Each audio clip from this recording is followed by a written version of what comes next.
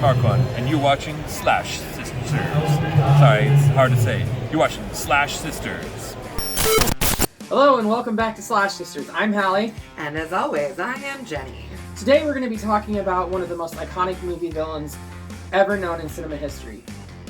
Someone who evokes fear in so many, even his own creator. Of course, we're referring to the infamous child murderer known simply as Freddy.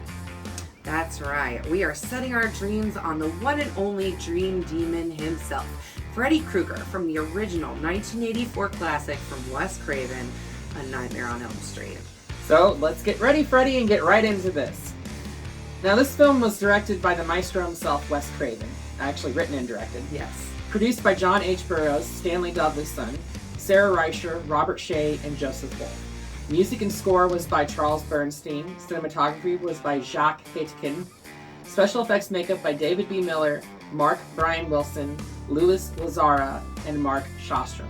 It stars John Saxon, Ronnie Blakely, Heather Langenkamp, Amanda Weiss, Jesus Garcia, billed as Nick Corey, and introduces the legendary actor Johnny Depp. I feel it's important to state that this movie was being produced by an almost unknown production company at the time. So we all know them now as a huge part of the Time Warner Company and working with big companies like Warner Brothers. I mean, hell, they have made one of the most epic trilogies of film ever, The Lord of the Rings. But at the time, in 1984, they were just making VHS copies of movies. So for you kids out there, in case you don't know what a VHS is, it's this little plastic cartridge that has a film on it, and you put it into a video cassette recorder, and then you can play it on your TV. You had to go to a movie store, those don't exist anymore, and rent them from places like Blockbuster or Family Video. One of my former employers. Anyways, they were wanting to branch into the movie-making business and gambled on this tiny film by leveraging all of the money they had saved at that point. Everything. Right, to try to have a go at making movies. So basically, the actors and the filmmakers weren't getting paid sometimes because there simply were not the finances there to do so. In the end, it worked out for New Line Cinema as they would have a hit on their hands with this film. They even had a saying in Hollywood that after this film was released, New Line Cinema, the house that Freddy built. Heck yeah. But before Freddy built this house, he had to torment the kids of Elm Street. And this is where our story begins. It opens with some dirty, grimy man making something that turns out to be a razor-fingered glove. A weapon that is now almost as iconic as the hand that wielded it. Really? Then it cuts to a teenage girl being chased by someone in the shadows. We now know him as Freddy, but he's tormenting her and scaring her almost to death, raking his knifed glove along metal and even calling out her name. Fortunately for her, she wakes up before too much harm can be done. After she wakes, we get one of the other more memorable things from this movie, the nursery rhyme. 1, 2, Freddy's coming for you. 3, 4, better lock your door. 5, 6, grab your crucifix. 7, 8, gonna stay up late. 9, 10, never sleep again. Now, believe it or not, I actually have friends that tried to put their kids to bed with this, and I'm looking at you, Sarah. Now we see the whole gang of kids pull up in a cherry red Cadillac. Now remember that car, folks, because it's going to make another appearance later in the film. Anyways, the kids are all listening to Tina talk about her dream from the last night and how it made her feel. To which Nancy replies that it sounded a lot like that old nursery rhyme. Glenn, Nancy's boyfriend, tells Tina to just face it, and it will be all over with. And that's what works for him, and they all head into school. Now we cut away from the school and we see Glenn, Nancy, and Tina at her house while her mom is out of town. Obviously Glenn is not supposed to be there, and he tries to convince his mother by using this clever use of a sound effects tape to convince her that he is actually somewhere else. Pulling a Ferris Bueller before Ferris Bueller. Right, maybe Ferris Bueller was inspired by this. I'm thinking. Now Nancy and Tina are comparing their dreams, and they sound eerily similar, after which Tina hears a noise and they all go outside to look, only to be freaked out by their other friend, Rod. Okay. After the altercation between Rod and Glenn, we see Glenn hearing Rod and Tina go to town on each other. Looks like somebody broke the first cardinal rule of horror films. You never have sex! Rod rolls over, and they have a moment where he tells her no more fighting. And she agrees and then says, no more nightmares. To which Tina then asks about his nightmare. Rod kind of shrugs it off, but it's important to note that they were probably having the exact same kind of nightmares that Tina was having. Yeah, I would say it's probably safe to say that. After the deed is done, they drift off to sleep. Not a good idea, but they're not quite aware of what Freddy is capable of just yet. Tina is awoken by a tinkling sound. She gets up and inspects, only to see pebbles being flung out her window so hard that one of them is actually stuck in the glass. So we cut away to see Nancy sleeping in her bed all by herself, and the wall above her begins to bulge, and we see a face and two hands emerge. Not completely out of the wall, but like the wall is made of fabric and someone is stretching the fabric over their head and hands. This figure leans over Nancy, but disappears right before she wakes up. She even checks the wall to make sure it's still solid because she was having such a vivid dream. Interesting note, they actually did use fabric to create that scene. They sure did. Now we cut back to Tina going to inspect the backyard, and we hear someone calling her name. She ends up in the back alley, and this is where we see, for the first time in all of his burned glory, Freddy Krueger. With his hands quite literally stretched out to greet her. And they just keep growing, and growing, and growing. Until they're reaching both sides of the whole entire alleyway. Mm-hmm. This trick was pulled off with stuntmen on the sides of the walls of the alley with fishing poles and line down to the hands to create the effect. Literally, they were just like walking along the alleyway, like both sides, and just like helping move the arms along. It was really kind of funny, but a very easy effect to do. Right, and as you all know, we are huge fans of practical We effects. are really into practical effects, and this movie is a showcase in practical effects. Right. Now he chases her all the way back to her house, and they begin to have a tussle in the backyard until a pillow and blanket just magically appeared out of nowhere. Only to realize that, oh wait, Tina actually wasn't in the backyard, she was still in the bed. In fact, it cuts back to her in bed, and she is thrashing about right next to her fuck buddy? Yeah. Boyfriend, Rod. I guess we can call him. Whatever. Sure. Rod, and he throws the covers off to see her just thrashing about on the bed. After this comes one of the most breathtaking shots in the entire movie, where Tina is killed by an unseen force in such a way that is so simple yet so complex. This scene caused the filmmakers to literally think outside of the box.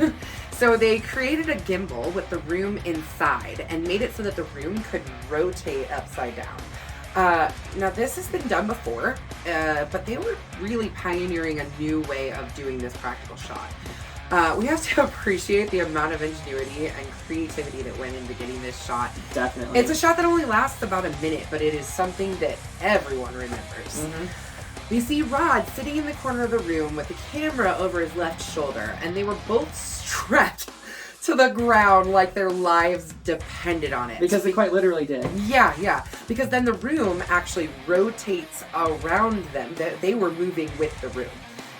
Tina was then rolling around the room, which gave it that effect of it looked like she was actually being dragged around. Mm-hmm. That's what makes this scene so brilliant, though. Having another actor inside the shot, causing it to feel literally more grounded. Right.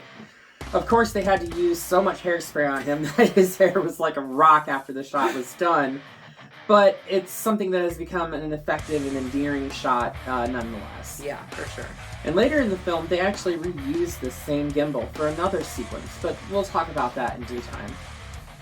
So as Tina is dragged up the ceiling, all the while leaving a streak of blood on the floor, wall, and the ceiling, Rod is on the floor, and she is then killed and drops from the ceiling onto the bed, and little spatters of blood go everywhere bouncing off the bed. Mm-hmm. Glenn and Nancy are both trying to get into the room because they could hear her screaming and freaking out, and Rod screaming and freaking out.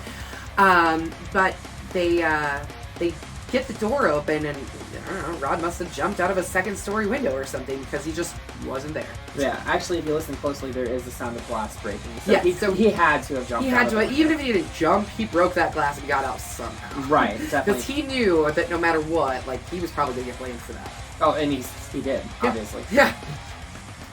Cut away to Nancy at the police station, and we get to meet both of her parents for the very first time. Those parents. Yeah, her dad happens to be a police lieutenant, and here we also run into an all too common trope in horror movies where a kid tries to explain something to their parents and their parents just completely and utterly disregard it. Oh, honey, it's just a dream. But Nancy tells her folks that the whole reason that they were even there at the house is because Tina was having terrible nightmares about being killed, and that's why they were there to try to comfort her. Yep. The next morning, we see Nancy's mother doing exactly what she's so good at doing through the whole damn film, drinking her problems away while still in her pajamas. Mm-hmm. Nancy comes into the kitchen while a news story about Tina's death is on the TV. And by the way, like, her arm flopping out on the TV screen, like, did they really let stuff like that go on TV? I mean... Well, you have to look at the time frame in which this was made, too. It was a different generation. It was a totally different generation. So, despite having been through a really traumatic night and losing her best friend, she decides she's going to go to school anyways. On her way to school, it seems that she's being followed, and not by Freddy. Rod jumps out of the bushes and pulls Nancy into them and tries to start explaining to her his side of things, only to have Nancy's father pull a gun on him. It seems that Nancy's old man decided to use his own daughter as bait to lure out Rod. Wow. Yeah. Like I said, those parents. Right. He tries to run, but he's stopped by officers in the street, and they take him in, and Nancy heads off to school. When she does arrive at school, we see actress Lynn Shay, who, if you're a fan of horror movies, you know who Lynn Shay is. She is a legend. Right. But she also happens to be the sister of producer Robert Shay, which is probably one of the reasons why she ended up in this. Yeah, I think this was one of her very first films. I actually went back and looked. Her first film started in 1975. Okay. So she's been acting for almost 10 years, over 10 years at this point. But still, this is probably Wasn't one of very her... well known. No, she was very well known for this. But she's playing the character of an English teacher, teaching, funnily enough, about dreams via William Shakespeare. Now, Nancy's running on very little sleep at this point and passes out in class. And I mean, who can actually blame her for the shit that she's been through the night before with one of her best friends I pass being out murdered? anyways, so I mean, I just like randomly fall asleep in the middle of the day. I'll be sitting there. And Exactly, right? But as a result, she starts to dream. And she sees her friend Tina in a clear body bag standing outside the classroom. When she gets up to try to investigate this, she sees that she's gone from where she was, and there's a bloody trail leading down to the end of the hall where she's laying in the body bag. Yeah, I mean, this scene is, like, absolutely terrifying. Like, first off, I just find schools to be a little bit jarring anyways. I always did. They always had this, like, kind of creepy vibe to them because they're, like, old and everything in there's old. But then you see... that time frame, yeah. Well, yeah, for sure. But then you see, like, your best friend bloodied in a body bag. Yeah, talk about scary. So then this unseen force grabs the legs of Tina in the body bag and lifts them in the air and drags her down the hallway. Only for Nancy to follow, and she needs to know what the fuck is going on, you know? So she rounds the corner and runs directly into the hall guard, who happens to be wearing a very distinct sweater. One exactly the same as Freddy's, with red and green stripes. So, Wes Craven actually at some point had read that red and green, like, just don't register in the eye well. Like, makes your eyes hurt to actually, like, look at those colors together. They just don't process right, red and green. Which is extremely funny when you stop and think that those are the two most frequently used colors to depict Christmas. Christmas, yeah. Of all things. Yeah. When the hall guard asks Nancy for a hall pass, she's sporting bloody wounds on her face and Freddy's knife glove. Nancy turns and keeps following the trail of blood down the hall to a set of stairs that lead down into a boiler room. Here she finally faces her dream demon, and this is when we finally learn in the film that his name is Freddy. He chases her to a dead end and she uses a hot pipe to burn herself to wake her up. Which she does in the middle of class, screaming her head off, earning the title Scream Queen. Yes, for sure. The teacher tells Nancy that she should probably just go home, but instead of doing that, she decides to go to the jail to talk to Rod. Of course. Now, here we learn that Rod actually thinks there was someone else in the room with Tina that was killing her. Nancy's a bit suspicious of this, as there was clearly no one in the room when she and Glenn busted in there. But Rod tells Nancy about his nightmares involving this burned up man with knives for fingers. Mm-hmm. And by the time Nancy leaves, she knows that Rod is completely innocent and knows that it was Freddy that killed Tina in her dreams. The next scene after she leaves the jail, we see Nancy in that tub bathing and reciting that 1, 2, 3, coming for you. Her mother knocks on the door and tells her not to fall asleep because people die all the time of that, don't you know? Of course, she starts to doze and we see Freddy's gloved hand come through the water right between her legs. I mean, talk about sexual innuendos. I mean, seriously. Anywho, so she ends up getting dragged down into the water below and nearly drowns.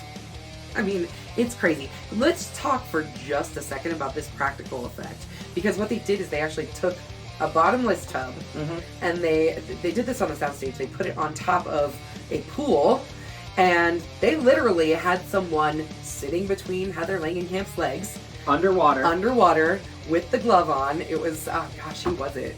It was the effects guy, right? It was one of the effects, one of the effects guys. I think it was Mark Shostrom. Yeah, okay. So he was literally like sitting there with a teenager's legs over his shoulders all day. It was like a 20-hour shoot, I think they said, or maybe 12. I can't remember. But yeah, it was a long shoot. And basically they just used that and they pulled her down into the water. I mean, it is very much a practical effect. They, like when I said that this is a showcase in practical effects, I wasn't joking. No, we're not kidding. So her mom has to use a coat hanger to get the damn door open. And by that time, Nancy's out of the water, toweling herself off and saying, I'm okay. She says that a lot through the film. I don't know if she's like reassuring herself or if she's telling everybody else. But I think she's trying to do a little bit of both. Yeah, I think so too. But anyway, after she gets out of the tub, she goes to her room, only to be surprised by her boyfriend Glenn coming in through her second-story window. Yeah. Okay, whatever. So Nancy has this brilliant idea to use Glenn as a security measure. Yeah, since you're here. Right, make yourself useful. Yeah. You have one job. Yeah. I'm going to give you one job. So she decides to go to sleep because she needs to try to find Freddy. But unfortunately, Glenn also falls asleep as well and is basically no use to her, to Nancy whatsoever. He had one job. He needed to stay awake for like 20 minutes. But couldn't even do that. Anyway, Nancy falls asleep. In her dream, she walks all the way to the police station where she looks in on Rod and sees Freddy literally walk through the bars to get to Rod. Yeah. Freddy grabs the sheet like he's going to do something with it, and then he looks up and sees Nancy. And that's when Nancy looks around and sees Tina in her body bag again. Yeah. Now at this point, that's where Nancy's nightmare really begins. The real nightmare for Nancy. Yeah. Because, see, Freddy really wanted to get her. Now, he was settling for Rod because Rod was asleep. But then he sees Nancy's asleep. And he's like, there's my girl. There's coming for you. There's the bitch I want. Yeah. Seriously.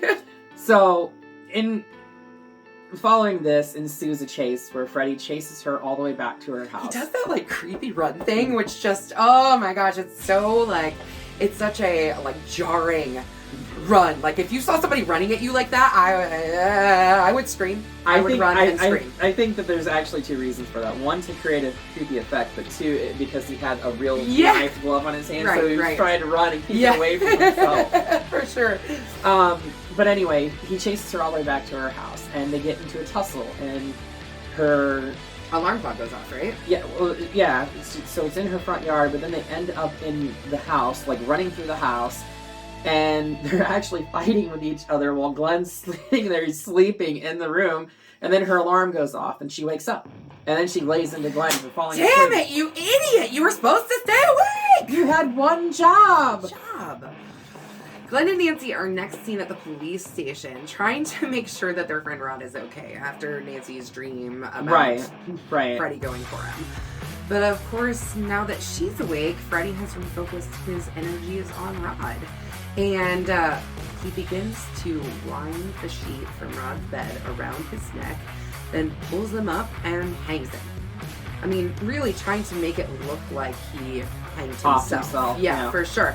But what they did is they tied the sheet around his neck and filmed it. Then what we see in the film is actually just played in reverse to make it look like it's going around on its own, but really it's just a simple little trick of the camera. It's a simple trick, but it's used quite often Yeah. in movies, specifically when you're trying to accomplish something that's physically impossible to do in the forward motion. For sure. Now, I'm a little confused about this next scene. So next we have a funeral scene for Rod. Because he just died last night. Right. So we get a funeral scene for Rod, but not one for Tina.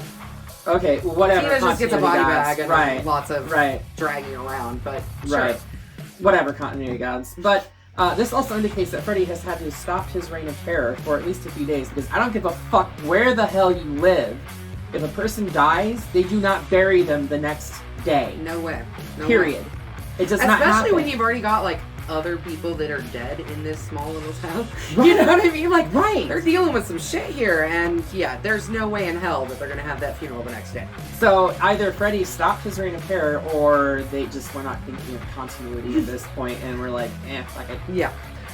So after this, Nancy's mom takes her to a sleep disorder clinic, and basically they force her to go to sleep and make her dream. And while she's dreaming, her mother kind of looks at the doctor and says, "What the hell are dreams anyways?" The doctor says in no little words, basically that he don't fucking know. They have no clue. We still don't know what dreams are. We don't know where the hell they come from or why the hell we have them. But basically, while Nancy is sleeping, her brainwave is going off the charts. Yeah, just starts going off the charts.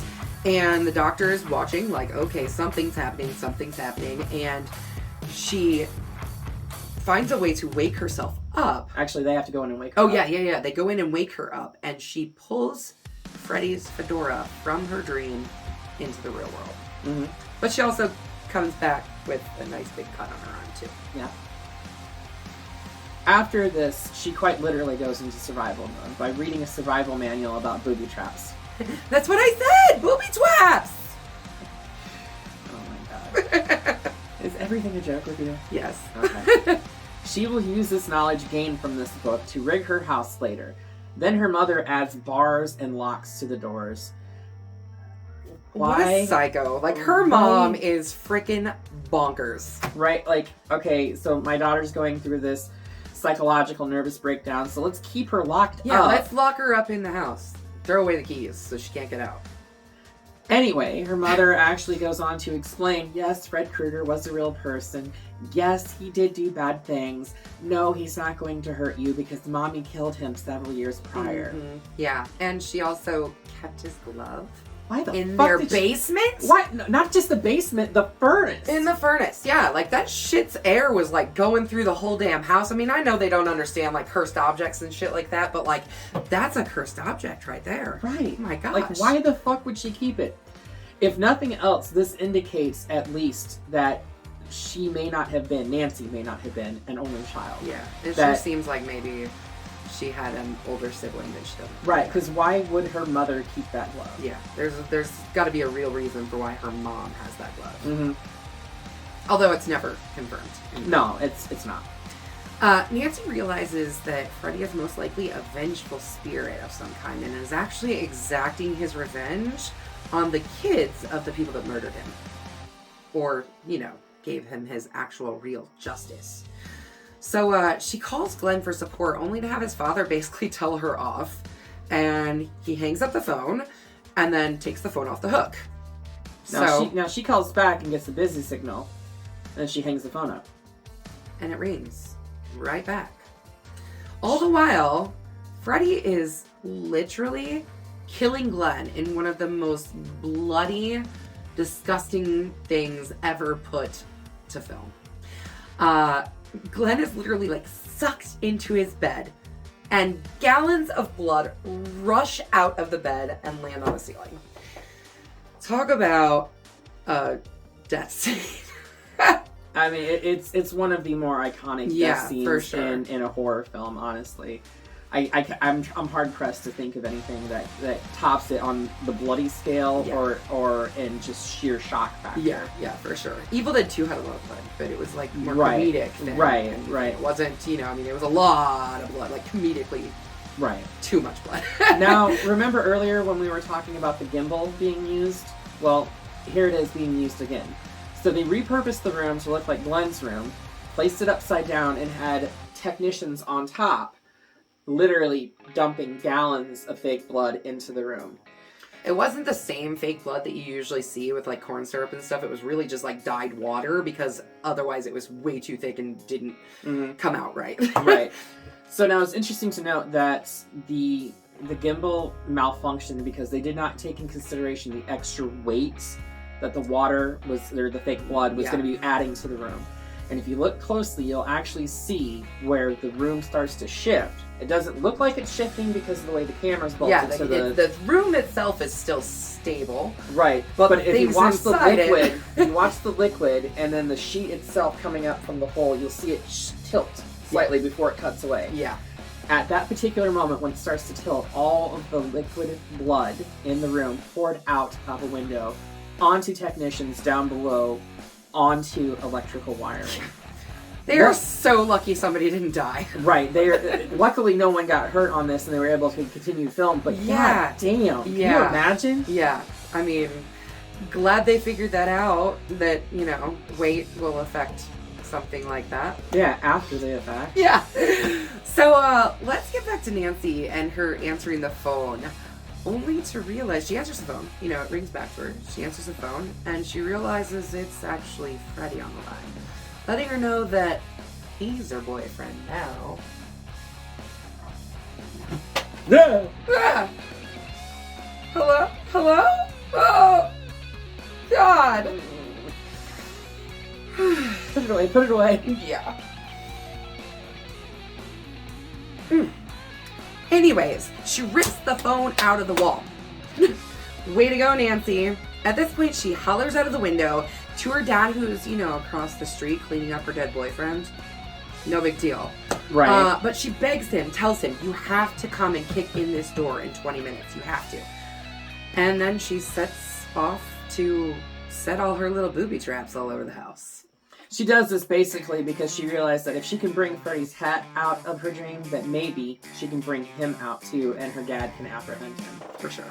Now, the booby traps do work to some extent and weaken him just enough for him to be lured down into the basement, where Nancy promptly sets his ass on fire for the second time in his undead life. Yes. Well, the first time was in his real life. Now he's been set fire in his undead life. Right. Well, either way, he's been burned twice now.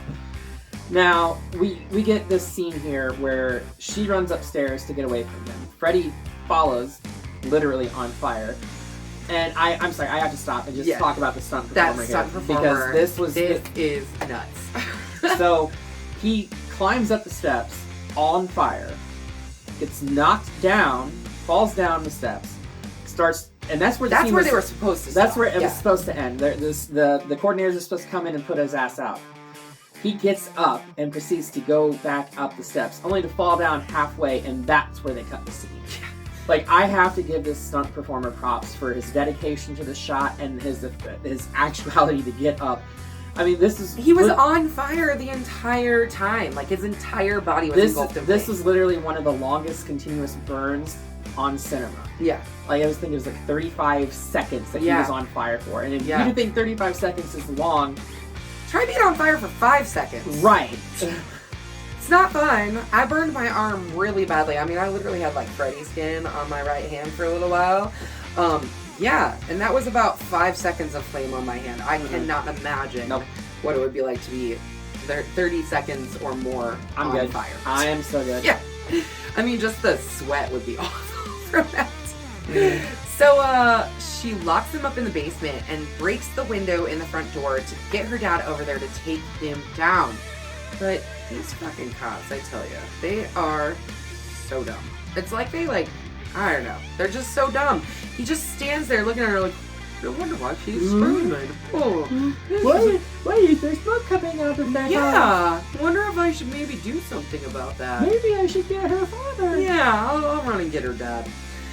So, because they finally actually break down the door and get in there, even though her dad promised he was going to come in 20 minutes, he never showed up. Empty promises. Right. They go into the basement, go towards the basement, and see fiery footprints leading from the basement all the way upstairs to Nancy's mother's room. It's here that we see Freddy has burned her mother, and her father puts them both out, only to have Freddy disappear, and Mom magically lowered into the bed, and the bed goes back and becomes whole again. Yeah, that was seriously a weird scene. Yeah, and, really weird. And mind you, Nancy is awake at this point. Her father's there. Yeah. But leaves her alone in the room. Yeah. Why? I don't know. I don't know. So I wouldn't want to be left alone after seeing that. After seeing my mom murdered, basically, burned to death. Like literally, he sees it and just leaves. Like he's just like, all right, well, I'm gonna go over here now. Right. So he leaves her there, and Freddy literally rises up out of the bed, where he tries to attack her for the last fucking time. At least in this film. Well, yeah, I mean, she is back in later installments. Yeah, she is. But anyway, she turns away from him and decides to do what Glenn said in the first place and take back the power that she gave him. Yeah, she's got to take away that power from him and, show him that she's not afraid of him anymore. Right, which she does, and Freddy turns to some type of sparkle dust. Wait, really? Yeah, that's some kind of take him out? weird 80s neon sparkle dust, too. It was weird. Just weird. Okay, whatever. I mean, that's the times, right? Mm-hmm. But, so Nancy walks out of her mother's room after sparkle dusting Freddy and exits the house and walks into this really dreamlike morning. Surreal morning. Yeah, it's kind of foggy. Her mom comes out of the front door and says, I think I'm going to quit drinking. I just don't feel like it anymore. Very odd statement, but okay. Yeah, so then Nancy's friends pull up, again, in that cherry red Cadillac. And she gets into the car, and the top closes pretty violently, to be honest with you. And they all start screaming because we see that the top of the convertible is red and green stripes. Yeah, we know. It's Freddy. Mm-hmm. And then we see Freddy's arm reach out of the front door window and pull her mother in through the window. Only it's very clearly like a blown up sex doll. it's very obvious. Yeah, it's honestly like one of the worst effects ever, and it makes me... It's so cringy to watch. It's so cringy considering how good all the other effects are in the film. Oh, no, There's definitely. so many good effects, and it's just... You can't not talk about how awful that. No, that one was just seriously bad. god awful. But that's the end of the film. It's fade to black. That's it. Yeah, and it's funny. Me and Hallie were talking about this, and I was too young to see this film when it came out. But by the time I was able to watch it, I did know that Nancy survived. But watching it this time, it was kind of one of those things where I was like, wow, that's such an ambiguous ending. Like, I know that was intentional. I know Bob Shea really wanted to leave room for sequels. Bob Shea and Wes Craven were going head-to-head about how they wanted to end the film. Wes Craven wanted to end it on a happy note because he literally did not feel that there was any more need to tell the story. Yeah. And Bob Shea, of course, was looking for the cash grab. Yeah, for sure. But, I mean, it was smart to leave it open-ended because the franchise really did turn into something... Oh, no, super definitely. The later installments did get funnier, but I mean, with everything, you can't recapture the same magic as the original. You know what? The original, I hadn't watched the original in quite some time. It'd probably been at least 10 years since I've watched it all the way through. And it's a lot scarier than I remember it being. I think in my head, I've just always had this idea that Freddy was this funny, hilarious, one-liner guy. But that first film, he is straight up terrifying. I mean, that's nightmare fuel. Mm-hmm. Well, there's a reason why it's called A Nightmare on Elm Street. Right. So, Bloody Machete up? Bloody Machete up, for sure. Yeah, Terrifying. I have to agree. 2 Bloody Machetes up from us, the Slash Sisters. If you get a chance to watch this, obviously, check it out. We will eventually get to the later installments, but this one is just so iconic because Wes Craven was so prolific in what he did with cinematography Rest in and peace, filming. Wes. You are truly missed. Yes. So with that, we are done. Oh! Nice hit. So we're done with Wes Craven's A Nightmare on Elm Street, but next time we are going to be touching on both of our personal favorites. I know it's one of Jenny's all-time favorites. I love it. I think most people do love it. I mean, come on, show them what we're doing. Show them! Evil Dead.